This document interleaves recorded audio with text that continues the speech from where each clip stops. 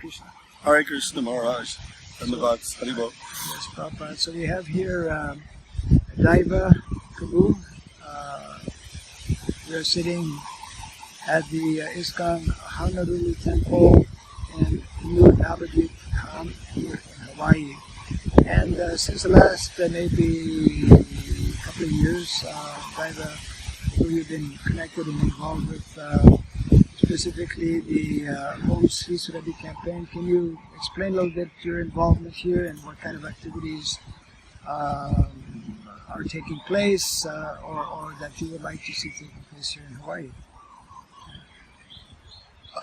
First of all, as Maharaj mentioned, my name is Daiva Das.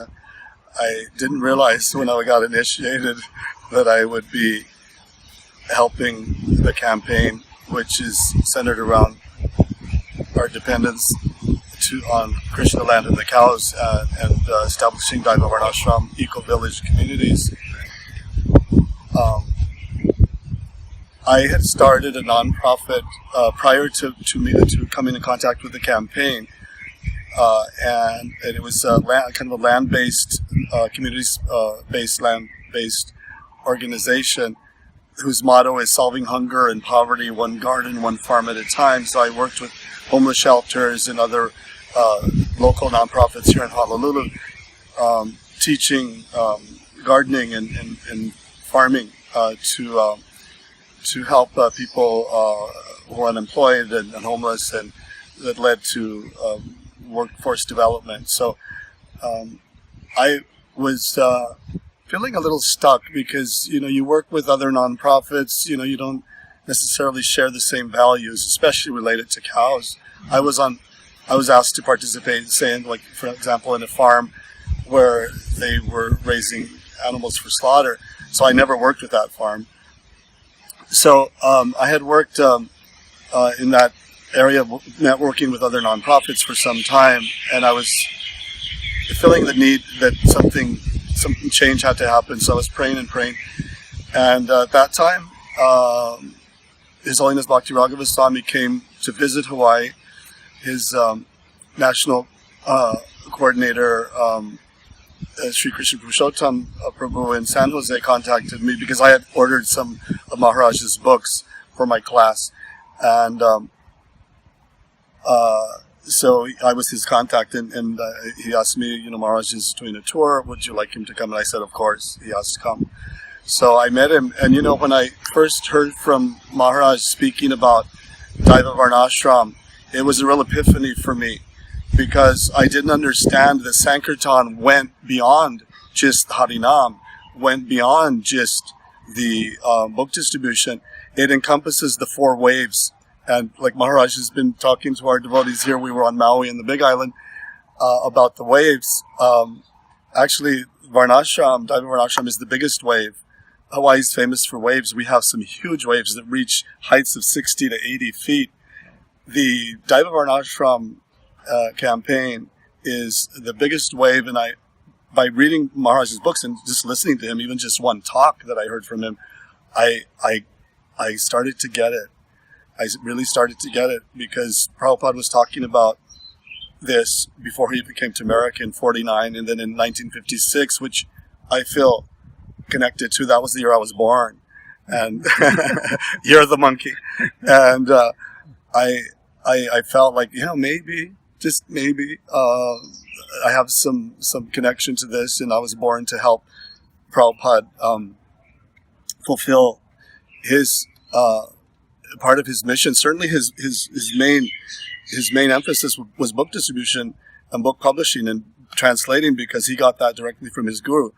But Prabhupada was expert at juggling all the 4 movements of the Sankirtan, and simultaneously he was starting farms early on, he was starting Harinam early on, he was starting book distribution and publishing, training devotees, installing deities. The way I look at it, it's an express train that is that is available for every living entity to go back to Goloka. So it's the Goloka Express, and there's 2 tracks. There's the Bhagavat Dharma and the Varnashram Dharma. How we can go back to Godhead, but also how we can utilize our talents, our material occupations in such a way so that our basic necessities of life are taken care of and we don't have to work artificially. Yeah. One small thing which comes to mind that I came to know, especially this second visit here, you were mentioning, maybe you can talk on this a little bit briefly, I think it will be of great interest to devotees, how the culture here in Hawaii is very much Varnashram linked. Yeah. Can you comment? Yeah, it really is.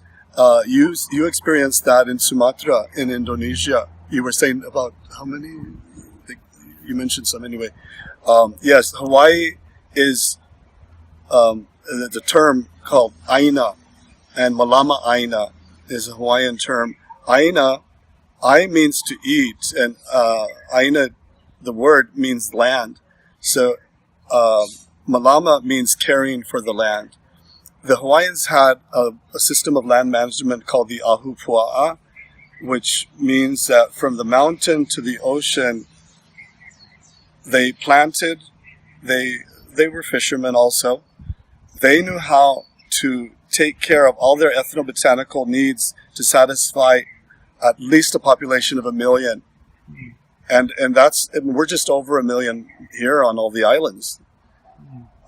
And we're certainly very far away from being self-sufficient. They estimate that we only have about 2 weeks worth of food supply if Matson from Long Beach, California stopped shipping. In fact, Long Beach has a connection, a contract with Hawaii that when they go on strike, they do not strike in Hawaii because we would be in dire straits. So the Hawaiian culture is, I went to the offices of the one of the biggest foundations in the state. It's called the Bishop Estate, that was set up by the royalty because Hawaii was a kingdom-based culture, and they were in control of a lot of lands. They still are to some extent, but mostly government influenced now. But this estate owns 365,000 acres of land on all the islands, and they run the biggest schools because that was the mandate of that foundation, was to educate the Hawaiian children. So I went to their offices once, and I was looking at the picture of the bishop personality. She's a Princess Poahi Bishop, and there was a quote from her on the wall that really struck me, and it said so in so many words: the life of the land flows through the blood of the Hawaiian people. And I was like, wow, that's quite amazing. So the Hawaiian people are naturally farmers. They're naturally kshatriyas. They have all of the social divisions, just like any indigenous culture. But Hawaii is very special in that regard, because we do have green. I know I've had over the years people visit Hawaii. They say, "Boy, it's so green here." There's a law against having billboards. So as soon as you land, all you see is green. Unfortunately, you see a lot of the urban sprawl now too. But that's just more recent. You see a picture from the 1960s to now. Major difference. Waikiki, where there's 40 story skyscrapers, that used to be a field of taro, or the native Hawaiian plant that they use for pounding poi and making poi, which is famous.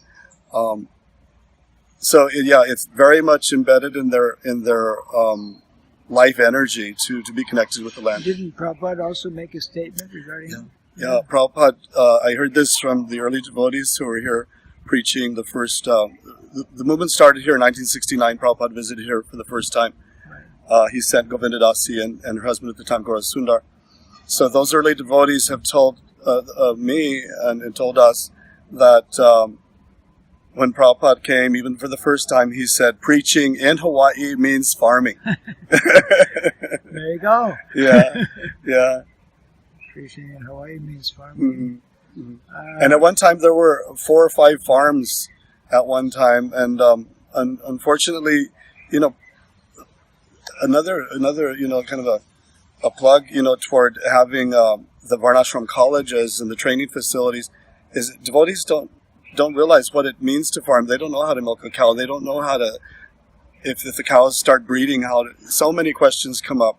If we have a combination between the city temples and land, the sky's the limit, if we're trained properly, and we get guidance from people like you, Maharaj, and other leaders who know. What about this idea or thought of some educational facility you're talking about briefly? Yeah. I was in Alachua for Janmashtami and Vyasa Puja, and I had written my Vyasa Puja homage, what's called a business model canvas. It's like a one-page business plan on a project. So the project is having this temple not just we have Govinda's restaurant, we have a nice ashram for the brahmacharis. Unfortunately, it's empty right now. It's beautiful Hawaii. Please come visit. There's somewhat of a focus, certainly, and the devotees are working hard to maintain the center, but a deeper, more long-lasting legacy that we could leave for Prabhupada is to turn New Navadvip into what Navadvip was when Lord Chaitanya was present, which is a learning center, the center of learning, yes, and a Varnashram college, and offer the grounds as an ethnobotanical model of how native plants can be used for food, fiber, cloth and shelter and medicine, like that. So that would be a nice legacy to leave for Prabhupada, because he did so much translation work here. He was here 9 times, a total of 130 days, which is unprecedented. There's a purport, there's a chapter in the Chaitanya Charitamrita where he ends finished in the temple of New Navadvip, the temple of Sri Panchatattva. Yeah. So there are some things, of course, taking place in terms of devotees on some of the islands. Yes. Maybe you can mention briefly. Yeah. While Maharaj was... cows, etc. like that. Right. While Maharaj was here, we visited 2 islands, Maui and the Big Island, which is called the island of Hawaii. This is the island of Oahu, where we are at. We called it the Chant and Plant Tour. Okay. Chant, chant, chant, plant, plant, plant. Can't, yes we can. So, especially on the Big Island, we have a second generation young devotee at 25 years old, and he says, go, go, go. Like go, like meaning cow, and go meaning let's just do it. And so he's really involved in cow protection there. They just their cows just gave birth to 3 new calves during a recent festival, or during a recent appearance day or disappearance day of Bhaktivedanta Thakur and Varaha's appearance. So, little new calf Varaha and Bhaktivedanta, he's very enthusiastic to follow Prabhupada's instruction to get land and protect the cows and depend on Krishna. So we had a feast of ahimsa products, and we're going to partner with them and help them and take assistance from them and create somewhat of a training center there, and we invite devotees to contact us, and they're actually having a workshop this coming January, so there's a lot of potential there. And what's nice about the property that he's on is that there's available land surrounding him, yes, to create more of a village, yes, model, which Maharaj knows more about the village creation. But what's interesting is I asked him a classic question that a lot of devotees ask once you're taking care of cows, when they expand, what do you do? And his idea is they're selling some of the cow's products. So for the benefit of cow protection, they're investing some of that savings. They're saving some of that income from the cow products, and they're buying lands adjacent. So very smart young man. Really give him a lot of credit, and that would that's a great model to follow in terms of expanding the cows and expanding the village. Right. And he's actually inviting devotees to be part of that project as well. Okay. Any last thought regarding how devotees could be involved, or what they could do to be more knowledgeable about what could be taking place here, like in Hawaii? Yeah, of course, because I've been, it's like when you get an order from the Guru, you can't shake it off, I've literally felt Prabhupada's hand just like pushing me and saying, do this. It becomes very much a day-to-day thing that you can't stop thinking about when you understand the urgency and the importance of this fourth wave of the Sankirtan movement. And what I would like to see happen long-term is a great vision for Oahu. Land is expensive here.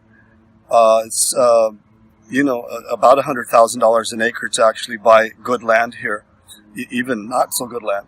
The way something could happen here on this island where Panchatattva is, so that we could serve the deities more easily here on this island, we're putting together a master plan based on Vastu on how to develop a Vedic village around 200 acres or more. And it could actually be done. If there's an international interest, you can contact us and we can see how we can put our resources together. Because, Hawaii, from a material perspective, is one of those places that people love to come. It's a dream vacation. Well, I came here in 1979 December, and then I left everything there in where I was, and I've been here since in 1980. The next month I was here. So it's a wonderful place. And one of the reasons I moved here was because, it's from the highest planet to the lowest, and on this planet it's not ideal because it's the material world, but why not be in a place that is at least somewhat similar to the heavenly planets? That way we don't have to take a detour on our way up. Good point. So how could devotees contact you, for example, to get more information or to be involved? My email is and website is Leaf Hawaii, LEAF. Hawaii is the organization, leafhawaii.org, and the email is leafhawaii@gmail.com, and my cell phone number is 808-389-1819. That's 1819. Contact me any way you'd like. With online communication and internet, you don't even have to come here. If you can help us in the planning stage, in the development stage, in the implemented stage, and in the living the Vrindavan model stage, any of those steps, we're open to getting your support. And certainly visit omshri.surabhi.org. Maharaj has people helping him to update everyone with information as this campaign and as this wave, this tsunami wave, I call it, is catching momentum and coming to your shores. So I know there's devotees all over the world that are doing a lot, and let's combine our resources. Let's cooperate. Prabhupada said land, manpower, capital, and he talked a lot about the cooperative spirit.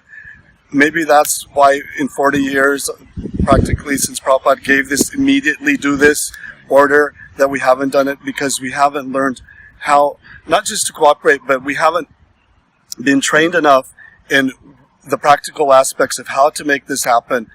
We think that, Daiva Varnasrama means just farming and working hard out there, forever, and sweating, blood, sweat, and tears. It doesn't have to be like that. I was talking to the devotees on the Big Island who are doing the farming and milking the cows. They love it, and it only takes him like, they listen to music when they're doing it. So that he was saying 3 songs, and we finish the milking in the morning, 3 songs in the evening, bhajans. They seem pretty happy. They seem quite happy, very happy. Quite happy. Quite happy. Okay, thank you very much. Thank you, Maharaj. Glory to Prabhupada. And everyone, one last thing. Okay.